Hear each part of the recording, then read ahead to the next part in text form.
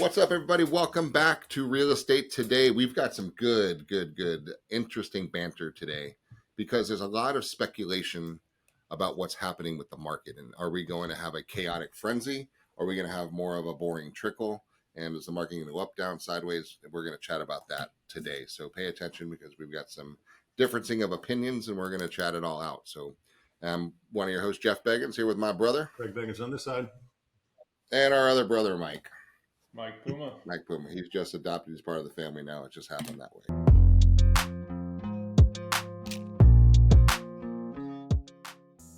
So there we go.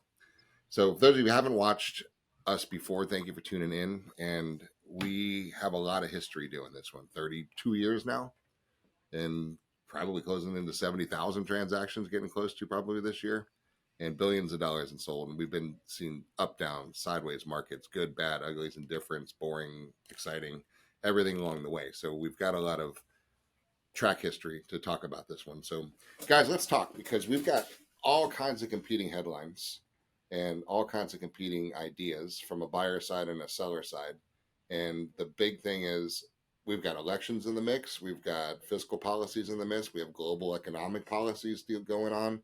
We've got all kinds of issues about the Fed and what are we doing with rates, and the Fed rate really doesn't control mortgages, but mortgages kind of follow suit. And ultimately from a real estate perspective, what's going to happen? So we've got one camp that says, hang on tight. Fed's going to meet in May and June, and they're going to start slicing and dicing. Other people are saying not so fast. It's not going on. So let's talk about both sides of it and where we think things are going and what the right strategy is as a buyer / a seller and as agents. Well, let me comment on that because there's really three dynamics in any market, not just real estate. You've got supply, you've got demand, and you've got consumer confidence, right? Yep. We've had a terrible supply problem, which we still have.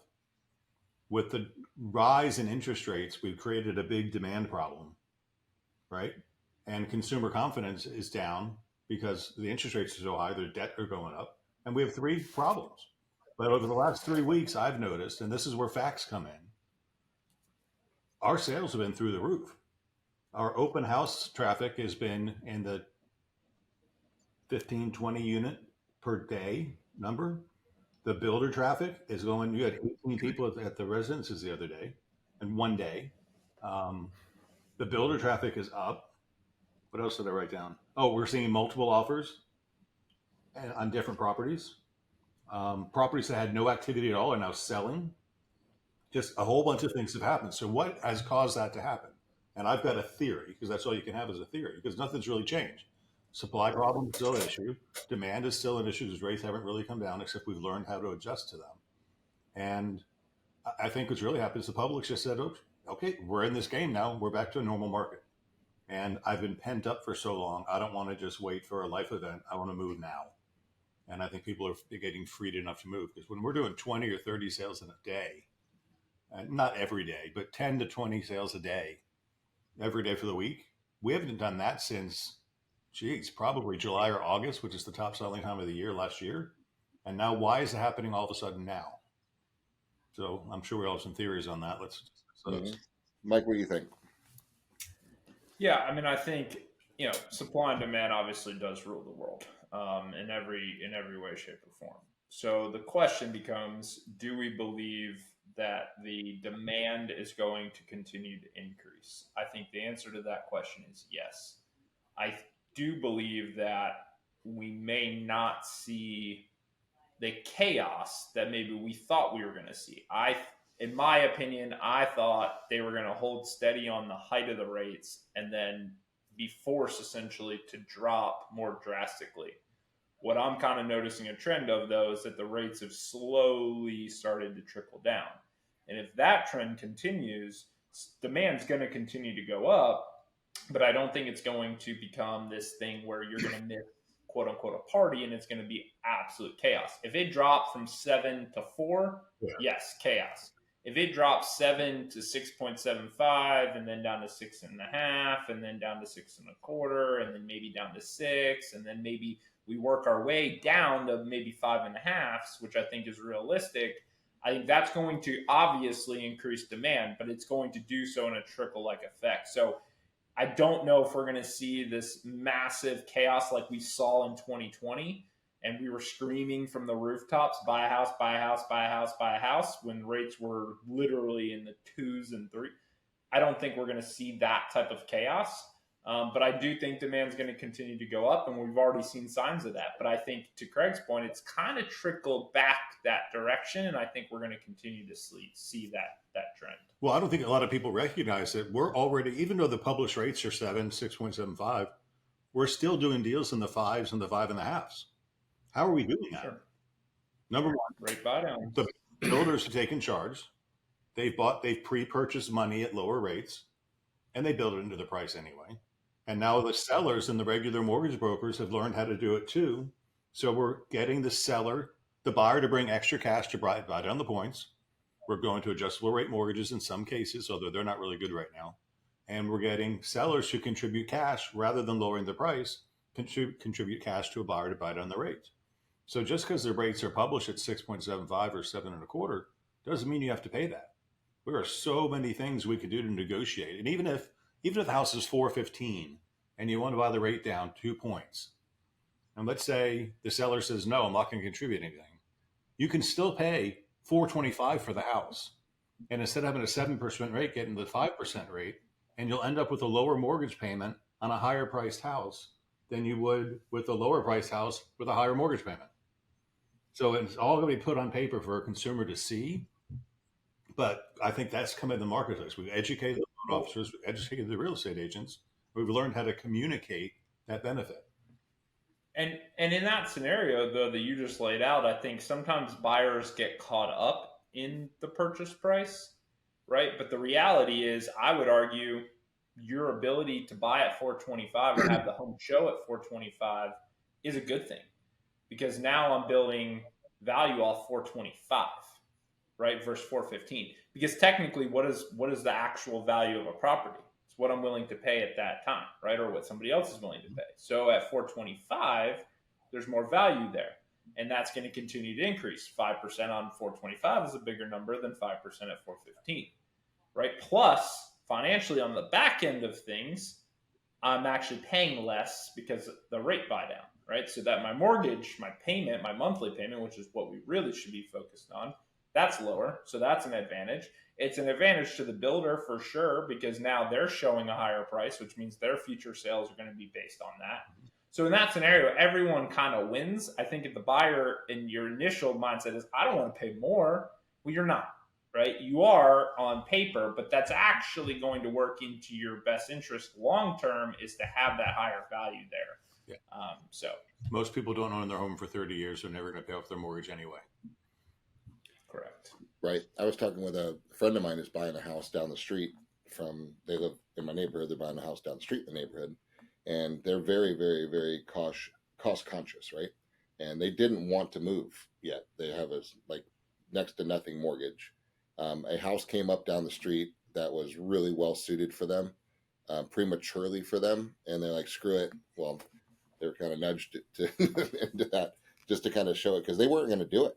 And then when we put it on paper saying, let's wait, this makes sense for you, like, okay, let's do it. But then you had to go in and do a contingent sale, right? And you got to sell the seller on waiting for this house to maybe not sell, and take it off the market for a couple months and be hopeful. That guy wants to go buy a house. He has to go find one that's contingent upon the sale of his house, which is the whole domino effect, and it becomes a big issue, right? And then they didn't want to buy because of rates. So we started talking about it. I said, whatever you get right now is going to be the worst it's ever going to get, right? So if you can stomach it, this is how I position it. If you can stomach, it might be a few $100s more a month right now, and it's not good and it sucks, and I get it, but you're going to be able to ride this down along the way. So they're actually working with the Navy Fed program, and there's another program out there that actually allows you to adjust your rate down every 6 months, right, for a $250 fee, and you can just adjust and ride this thing down for the life of your mortgage, right? So we hit a weird bump 5 years from now, and the rates do drop down to 3%, drop it back down, Yep. right? And it's without the normal 3-4% refinance cost. So it's a pretty good, attractive type of thing. But I think one of the things we need to talk about is the functions of supply and demand. So you have a debt to income ratio, right, when you're buying a house, and the mortgage company says you are pre-approved. Here's your paid credit card, this is your cap, right? You can afford $415,000 because rates are at 7%, 6.75%. But when rates drop to 6.5 or 6.25, guess what just happened? Now your buying power went up to 450. And right? rates have to drop. You can cause rates to drop by paying cash. If you have the cash to do Or that, you right? get But even if you don't have the cash to do, let's say you don't have the cash, and that's why you're waiting, right? But every time you wait, now this number of people is able to afford this home. But when rates go down, this many people can now afford the home. Rates go down again, this many people can now afford the home. And rates go down again, this many people can now afford the home. Now, in that bigger group of people in that micro market, that's going to create the competition, right? It's just the simple number of people that can afford it, because a lot of people could afford to buy at 4%, right? All day long. They didn't. They kicked themselves. They could barely buy at 5, but they waited and they jumped up to 6 or 7 and they're screwed, right? They're not going to go back to 4, right? Unless barring a global economic crisis, which none of us want to see. But I think we have to think about every time, if you're a buyer, every time rates tick down, which they're going to, right? The Fed's going to meet in May and going to meet in June. They're not promising anything because the economic numbers are strong. But the indicators are, we've got an election, guys, and we know what happens during elections. People want to make things look better than they are. And if you can drop rates to stimulate stock markets and activity and consumer confidence, that's a good thing to do moving into election if you have those controls, right? So I think the writing on the wall from past history is that we're going to see some drops. So when you do see some drops, you're going to automatically increase your competition. And when you increase your competition, your leverage is going away. It gets smaller and smaller and smaller. Because right now, if you are making an offer on a house and it's been on the market for 78 days, that seller's nervous, right? They're like, what's wrong with my house? Does it smell? Am I ever going to sell? This is stupid. Maybe I should. Right? All this doubt, fear, and anxiety is in their head, right? And then you come along and you're like, yeah, here's my offer. And they're looking around going, this offer sucks, right? But it's our only offer. You got a good chance to get it. You can ask for the stuff. You can get the repairs. You can get the contingencies. You can get all those things. The moment another buyer enters that equation, all bets are off, right? Because the cockiness switches from the buyer to the seller. Because they're like, I don't care if you don't take my terms, the other guy will, right? So you're one person away from screwing all of your leverage up on this one. And every time a rate ticks down, you're going to get more people competing with you. I think to your point, though, the other side of that coin is on the seller side, where I think there's a lot of sellers that don't want to come on the market right now because they are waiting for this big party to happen. Right, they're on the other side thinking, okay, I want to wait until there's more and more and more and more demand for my house. Now I can get people in a bidding war. Now I'm going to get max value for my property. Sure, and there are situations where I think that is in the best interest, especially if this is a second home or whatever else, right? Yeah. But if that's my primary residence and I'm gonna wait for this party, now I've got to go buy something. So guess who I'm competing with when I am on the buy side? Everybody else. So the cycle I've just put myself in is in a stressful situation where I've got multiple people who want my property, but because there's multiple people, that most of the time they're wanting to move fast. They're wanting the house now. They'll waive contingencies. They'll waive inspection. We saw this before. But what does that do to you as a seller? Yeah, it's great on one token because I'm getting quote unquote more for my house. But you're going to pay. On the flip side, I'm paying more. I'm also in a stressful situation there. I've got to go find something, right? So there could be, depending on your situation, this is why it's always important to consult with your real estate professional to understand your personal situation. But I would argue that there are a lot of sellers right now that probably should get on the market right now ahead of maybe this whatever's coming in the future. Yes, maybe you'll sit as rates drop and you're going to continue to get demand. But if I were to sell my house to your friends because they love the house and life's happening and they want to move right now, I'm able to take advantage of that in a less stressful environment while I also still have a lot of options available to me to go get a better deal too. So very rarely, again, if it's second property, investment property, those are different stories because then I can max value. I don't have to worry about buying something else right now. I don't have to worry about moving. There's advantages to that. But if this is your primary residence, there might be some advantages to looking to get on the market right now. Let's go a little further on that, Mike, because you're right on 100% on that one. But let's create our own frenzy, right? So if I'm a seller and I do not want to go buy a house, because look, we had about, Craig, what's the number? About 1.5 million fewer sales last year than we did normally in years. It's normally 5.5 million, dropped down to about 4 million. Some reports a little under, right? So we had 1.5 million people just didn't buy last year, and they didn't have to buy. Life didn't force them to buy. All the move around buys, honey, let's get a nicer kitchen. It's about an equal payment for us. Those are gone. 1 million of them are on the shelf. They didn't go away. They just delayed, right? So you're going to have the normal buyers that we have on average about 5 million home sales a year. Plus, you've got the potential of the other million that are on the shelf last year jumping in on top of this one. So that's just the way it's going to be. So as a seller, why do you want to compete when all the other sellers come on the market? Because now it's counterintuitive, right? You're like, I'm going to wait till there's more demand. Well, that's stupid, because there's also going to be way more supply to match that more demand. So you might be shooting yourself in the foot. I would go on right now as a seller and say, I will buy your rate down to the frenzy state. And I would promote that all over the place. I'd do some whatever marketing your agent's going to do for you and be the most attractive option in the marketplace. Pay the agents a little bit more, right? From a commission standpoint, if everyone's offering 2.5%, offer 3. It's $1,000, a couple $1,000. It's so stupid, short-sighted not to do that. And now I'll get all the agents' attention on my property. Now I'll do some type of a buy down to get all the buyers' attentions for it. I'm going to do my pre-inspections. I'm going to make sure it's spit polished and shined, and I'm going to be the shiny little star in the neighborhood right now before everybody else tries to jump on the bandwagon in May, right? And and here's the other thing, showing time reports, all the views are going way up, right? Because we all know the cycle. Views, right, start in then showings, then contracts. Our views have been skyrocketing. The people are back looking at properties. Our golden ruler reports on the number of views on all of our properties are astronomical, and that way better than they were last year. Like unbelievably better, the number of people looking at properties. That's how it starts. But here's what you're getting. The people are dreaming now. They're saying, honey, rates are coming down. I think it's time to move this summer, right? And they set up their searches on Zillow and Redfin and all the other shit that's out there, right? And so now they're getting their inbox. They're laying in bed at night and saying, oh, honey, look at this one. Check out this one. And what's going to happen is one cute one's going to hit, right? And it's going to check all the boxes. And they didn't want to wait till May, but they just saw it now in February, and they're going to go see it this weekend, fall in love with it, and buy it, right? So why would you not have your hook in the water as a seller when everyone's looking? You're just going to wait till everybody else comes on the market? It doesn't make any sense. So this is the time to put the house on the market smartly, right? And really position it. Now, maybe, let me caveat that too. There is no market, right? We talk about it all the time. First, check out your micro market and make sure that you have scarcity in that micro market right now. And if your home fills a niche that there's not many competitors in here, go now and take that pole position. Now, if you look at that micro market and there's 4 other homes similar to yours on the market and you don't have to sell, don't, right?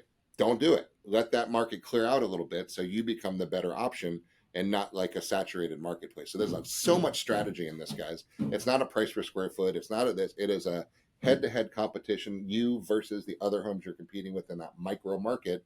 It doesn't matter what else is going on in that town. Well, let me give you an example. I was talking to an agent this morning. There's a house that's been on the market here for a while. It's waterfront. It's original. So it's substantially lower. The updated one's been going 7 figures and above. This is in the 6s. And they just got another price reduction, right? So now our agent is afraid that their buyer's not going to get it because other buyers are going to come in. And I said, well, play the card. Our buyer's paying cash, but our buyer wants a 20-day inspection period. Why does the buyer want a 20-day inspection period? The seller did a home inspection before they put it on the market, but it was just a regular home inspection. This house is approaching 50 years old. So what happens when you get a house that's approaching 50 years old? That's original. 50-year plumbing, 50-year electric, 50-year issues. Right? Roof, AC, water heater, all that stuff. And we don't know. So this buyer's saying, wait, no. And he's doing the right thing. I need to hire a plumber with a scope, and I got to scope the sewer line from the street to my house and under my house to make sure there's no collapses or blockages that I can't air blast out because I might have to replace the line. And that's going to be $4,000 or $5,000, and I should know that. I might need a new roof. I can go from a tile roof to a shingle roof, that's still going to be $20,000. And I might have to redo the electrical wiring in the house. That's $4,000 or $5,000. So all of a sudden, I need to know before I commit to pay you $600,000. Do I have another 50, 60, 70 to put in? So that seller has done a huge disadvantage to themselves, in my opinion, by leaving those questions unanswered. If they had a little book on the counter that said, look, I've done all this, it's scoped out, it's clean, I pressure washed the lines, I did all this stuff, then this buyer could come in with a 3-day inspection period and close cash and beat out everybody. But the seller didn't market himself properly. He's on the bottom shelf in the grocery store and his can is dented. And before I buy it, I'm going to pressure test it and make sure that there's no air coming out of the can and there's still water left in the bean juice, right? So that's when you said putting it on the market the right way. I think that's a responsibility of the agent to at least have that discussion. And it's not cheap. You got to pay for that. But in the end. Yeah.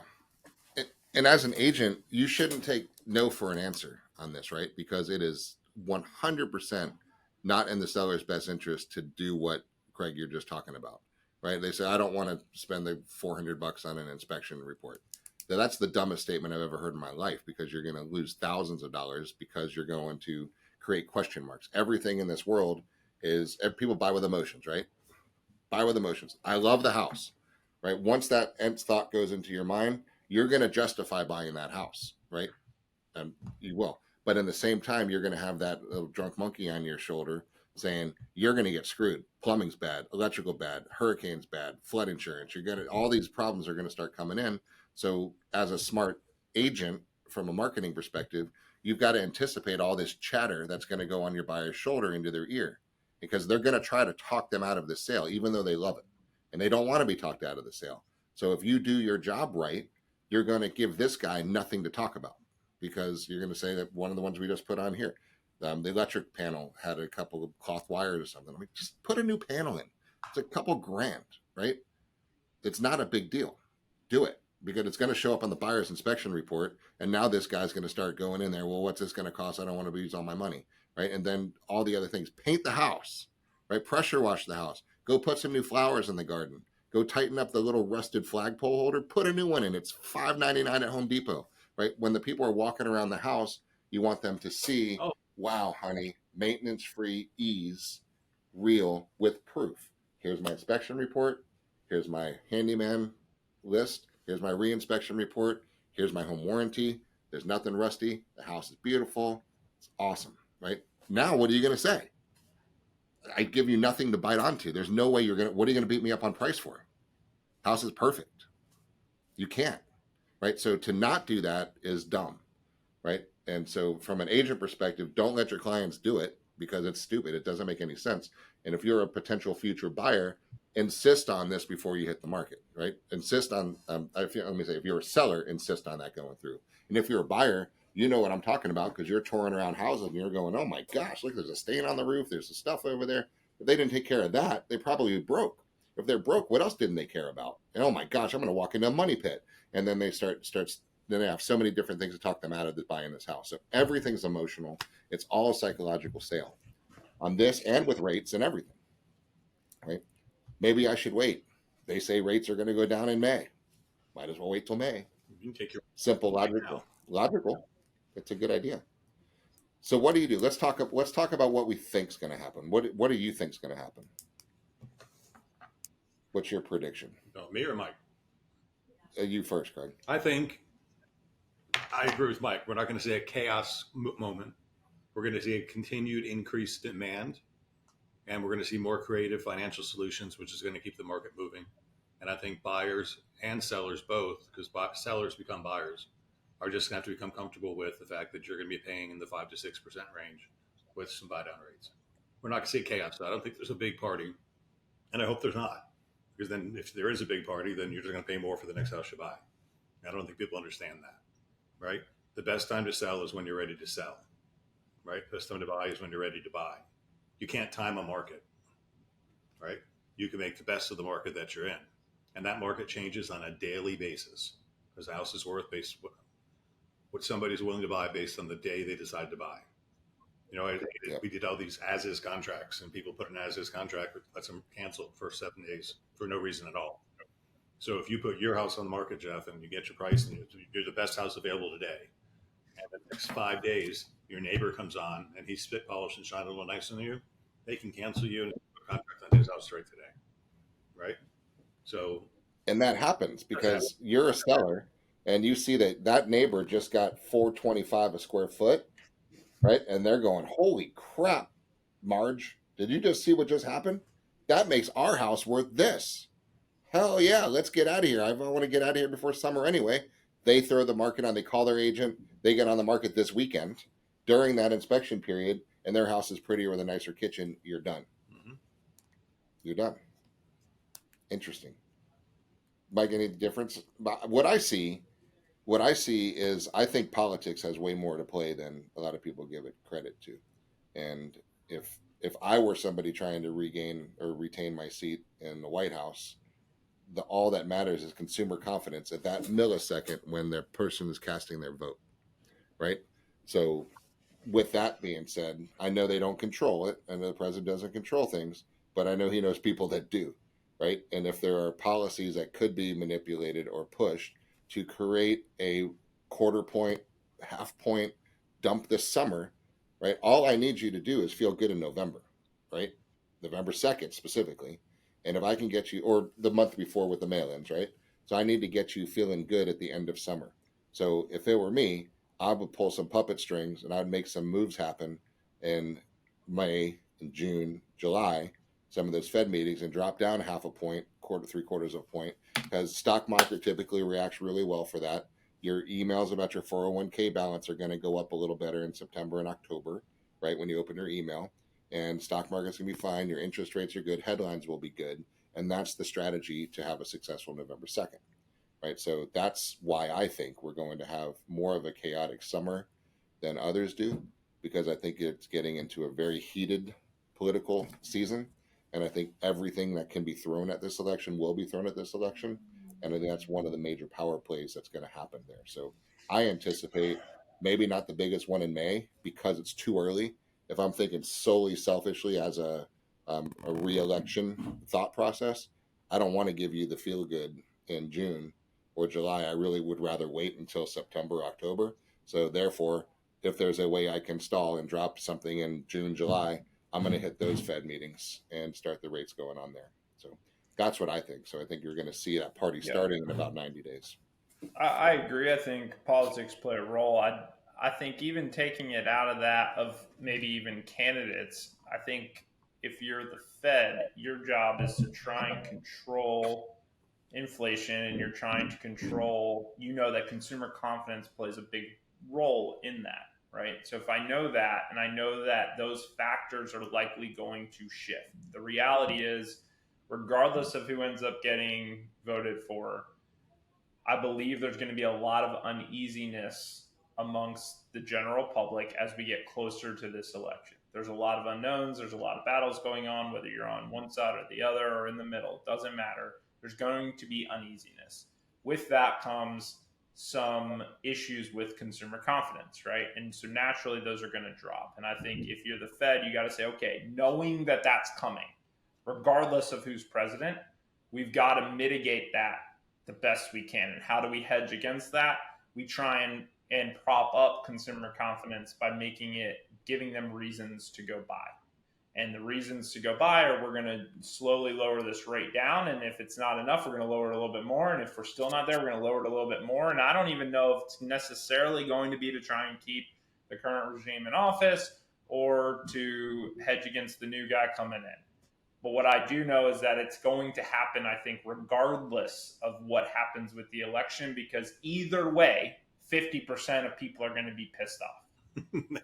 So Just took my line. How do you mitigate in the middle? You keep both sides happy by giving both sides reason to go purchase things.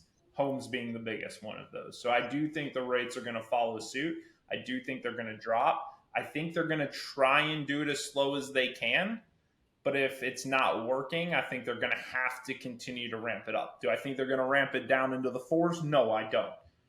But I think we're going to see 5s. And then with 5s, what happens? There's still potential for rate buy downs. There's still potential for other things. So yeah, could you get a rate in the 4s upper fours, low five. Yeah, it's very possible. Is there going to be as much of that? Depends on the demand. But I think that's what's going to happen. I think you're going to see them have to continue to do something to try and prop up consumer confidence. The earliest I've heard is May, right? May, June meetings, right? So if that's the case, we've got about a 90-day party, right? Not, well, I shouldn't say party. We have a 90-day opportunity window, right? As a buyer / seller, right? This is the one time you're going to have the least amount of competition is this next 90 days. So that is the smart time to buy, because I can go to the guy who's been on the market for 87 days and I'll say, you know what? I want $10,000 credit towards my rate buy down. And he doesn't want to give you that, but you're the only game in town. You're the only offer he has. He's going to take it, right? So, but that's not the case in May and June, right? So it's, if you're moving in the next 6 to 9, 12 months and you're able to do it in the next 90 days, do it, because you're going to have the best negotiation power and leverage that you're ever going to have for the foreseeable future. This is it, right? This next 90-day window is the time that you have leverage. Back to the sellers. Same thing for you. Everyone's looking because they're getting ready for May. Get on the market, look attractive, do the right thing, get the pre-inspections. You're not in a hurry. You can even price a little higher, right? But be out there. Be out there and be seen. So if you don't have to move, play the game. If you do have to move, price it right and get out, right? But those of you who are thinking about it, it'd be dumb to wait for 8 other houses in your neighborhood to come on the market. You want to be the one that can get snagged along the way, because they're looking now. They're sipping their wine at night. They're looking at their Zillow app and they're checking to see the houses that came up in the neighborhood. Everyone in your neighborhood has their neighborhood saved on a search, right? So that's the advice that I have is right now, buyer or seller, 90 days. If you're able to, 90 days, this is the time. Now, to Mike's point, if this is a second home or investment property and you're not going to be transitioning in or out, wait for the party. Wait for there's more people, because rate drop, more people can afford your house, do that. But if you're a primary looking to swap homes, this is the time to make that move right now. So, well, I want to add to that, just because please don't call your agent and say, okay, we want to sell our house, come on over and list it.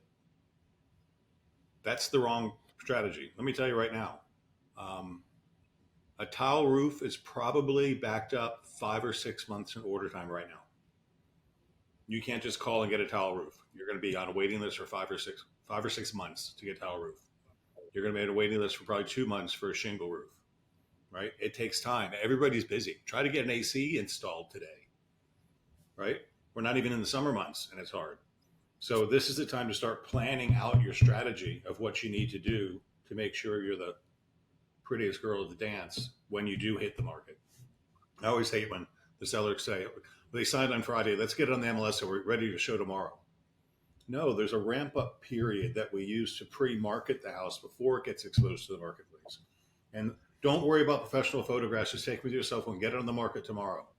No, take the time. And if it's raining next week, you got to wait even longer, but you never get a second chance to make a first impression. So I just want to say, we're not just saying put your house on the market, create the strategy on what you need to do to make your house marketable when it hits the market. And your agent and will do that. And be ready, Craig, right? Because maybe your micro market is saturated with if you have 3 or 4 other similar homes competing with you right now and you don't have to sell, don't, right? Wait, let those 2 or 3 get off the market and then, but be ready, right? Be ready. Like, have all the inspections done, have the repairs done. So when next week 2 of these goes under contract from an open house, great banner weekend, then now there's not much. Now you can jump on the market and be strategic about your timing in that micro market is what we need to do. It's the same thing on the buy side. If you think we're idiots and you're like, I'm not buying right now, I'm going to wait. Awesome. Don't wait, though, to be ready to buy. Right. You better talk to a lender now. I would start figuring out what can you afford right now, because if you can afford what you want with the rates in the 6s, 7s, upper 5s, you're going to be able to afford it if they drop, right? Yep. You're going to be able to afford even more. Know where you stand and have them look at your income, have them look at your debt to income, have them pull credit, have them look at your pay stubs, have them ready to buy. Because if not, if your plan is to wait and compete with everybody else, you better be ready to compete. So you better hone your skills right now and be locked in, ready to roll. Otherwise, you're going to be super frustrated like a lot of people were in 2020. So that would be my only advice. I don't advise you to wait potentially on your circumstance, but if you are, go get buttoned up now and be ready to roll. And great advice on this. One other thing to that point: if you're on a month-to-month lease, for example, and you can buy at any time, get ready, but don't buy until it's right. Now, you can be strategic, and if it's not super emotional, I've got to have that house on Oak Cottage Boulevard because I love those plumeria trees and that's the house I want, then go buy that house.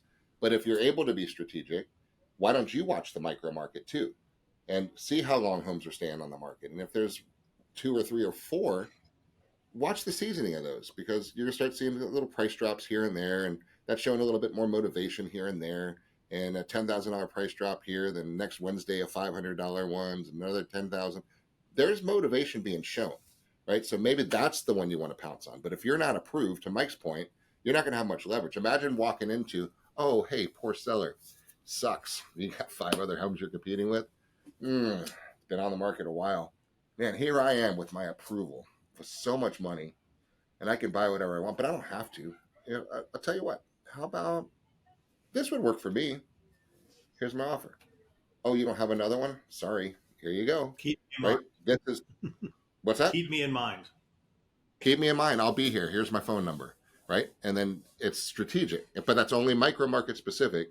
If there's 6 other houses, watch what's going on. But you need to have an agent that can represent you. You can't do this. Most agents can't do what I'm talking about right now, right? They cannot work to the detriment of either party in a transaction. By law, legally, they cannot do it, right? So you need an agent that has what's called single agency, which is the highest level of representation, so they can actually go in on your behalf, negotiate, and smack the other side around, right? That's the only way you can do it, is if you have that legal determination of single agency representation.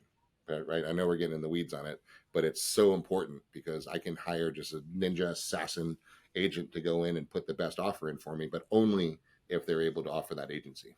Jeff, I just thought about something else. The example I gave earlier, the house is $415, but you're going to go and offer $425 because you want the seller to give you a $10,000 discount. What's that house? Or you're going to offer $399 and also $10,000. Whatever the circumstance is. But when you see it hit Zillow, what's it going to show the sales price as? Sales price as $415 in this example, but it really wasn't $415 or $425. It was $415, right? So your agent needs to, just like our appraisers, when we sell a house, an appraiser will call us and say, what concessions were there on the sale? And they're going to use that to adjust their comparable. So just because you see a house sold for $425 doesn't mean it sold for $425. It might have been $415 with $10,000 of concession that the seller gave, right? Or it might have been $399 and with no concessions, or it might have been. So there's differences in there, and picking a good agent that will actually do the research and help you figure that out. Because as realtors, we follow something called the code of ethics, which means we help each other, right? And we can't lie. So I called Susie Jones and said, hey, I know she just closed on 123 Oak Cottage Lane. Can you tell me about that sale? Were there any concessions involved, or did it really go for $425? Oh no, it went for $425, but we gave them $10,000. Oh, so it's really a $415 comp. And then that's part of your negotiation strategy too. So there's a lot of nuances in what we do. It's a lot. Guys, it's all strategy. And work you guys in so you can know what to ask your agent. And if your agent can't keep up with you, it's probably time to find another agent. That's right. And here we are in February, and we're predicting either chaos or a trickle. We've got both sides of the argument on this podcast here. I guess we're going to find out where we sit in May and June. So keep watching the podcast. We'll come to you every week with new relevant topics of things going on in the real estate. Well, I can tell you, it's a broker for this organization. I'm super, super happy with the sales in the last 3 weeks. I can't tell you why, but it's been darn strong. So something's happening out there. People are looking. People now, depending on the micro market, it's all about strategic positioning, guys. That's awesome. Yep. All right. Any last words, Mr. Puma? No, that's it. Just be strategic with your agent. And if you have an agent who, when you bring up strategy, looks at you like they have no idea what you're talking about, run and go find a new one. And if you are buying and selling in Florida, we pretty much are covering most of Florida right now. So we're here to help you. And if you're not working with us, you should be. And we're happy. Thanks, guys. Talk to you later. See you next week.